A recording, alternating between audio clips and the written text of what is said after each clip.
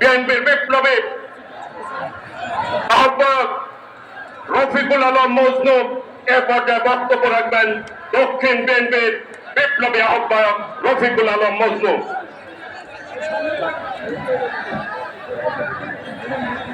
বিসমিল্লাহির রহমানির রহিম।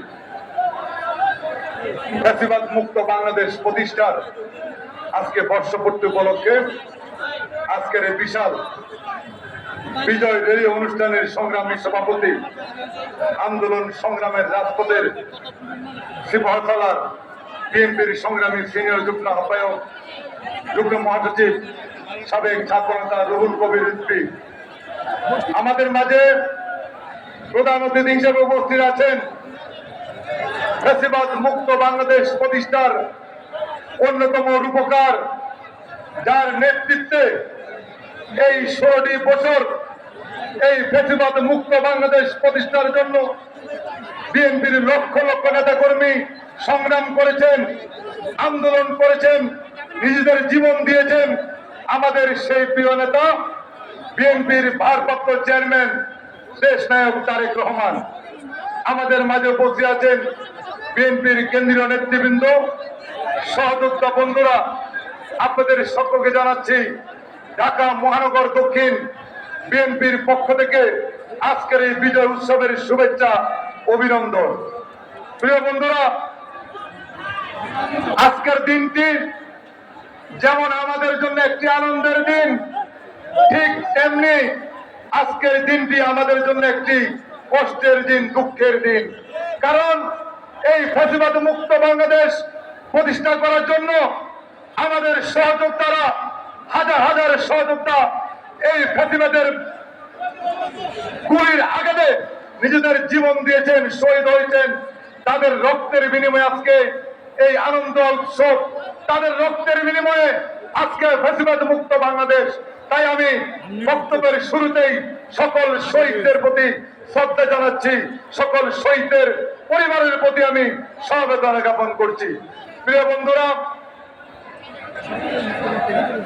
যেভাবে আমাদের সহযোদ্ধাদের রক্তের বিনিময়ে এই ফ্যাসিবাদ মুক্ত বাংলাদেশ প্রতিষ্ঠা হয়েছে, আমরা কিন্তু এখনো সত্যিকারের গণতন্ত্রকে এখনো আমরা প্রাতিষ্ঠানিক রূপ দিতে পারিনি।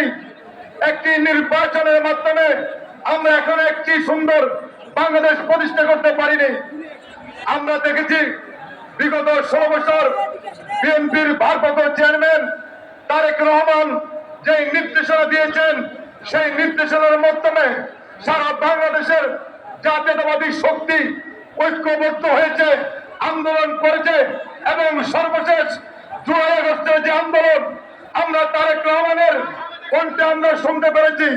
20 তারিখে যখন বাংলাদেশের কারফিউ ঘোষণা করেছে, তারেক রহমান ঘোষণা দিয়েছেন, সকল নেতা কর্মীদেরকে তিনি নির্দেশ দিয়েছেন যে কোনো মূল্যে এই কারফিউ ভঙ্গ করতে হবে এবং ফ্যাসিবাদ মুক্ত বাংলাদেশ প্রতিষ্ঠা করতে হবে।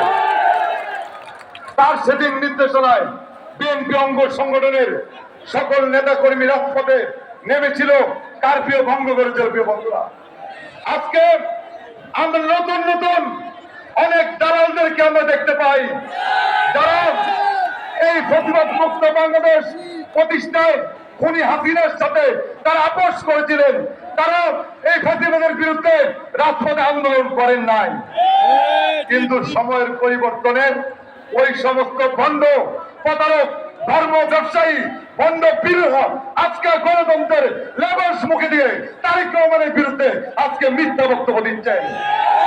আমরা বলতে চাই, তারেক রহমান আপনাকে আশ্বস্ত করতে চাই, ফ্যাসিবাদ মুক্ত বাংলাদেশ প্রতিষ্ঠা করেছি, যদি আমরা সত্যিকারের গণতন্ত্রকে প্রতিষ্ঠানের রূপ দিতে না পারবো, তারেক রহমানের নেতৃত্বে একটি সুন্দর বাংলাদেশ প্রতিষ্ঠা করতে না পারবো, আমরা সকলের রাজপথে থাকবো। সেই পথে আজকের মতো বিদায় নিচ্ছি। খোদা হাফেজ। বাংলাদেশ জিন্দাবাদ। শহীদ অমর হোক। দেশ নেত্রী বেগম খালেদা জিয়া জিন্দাবাদ। আমাদের সকলের প্রিয় নেতা দেশ নায়ক তারেক রহমান জিন্দাবাদ।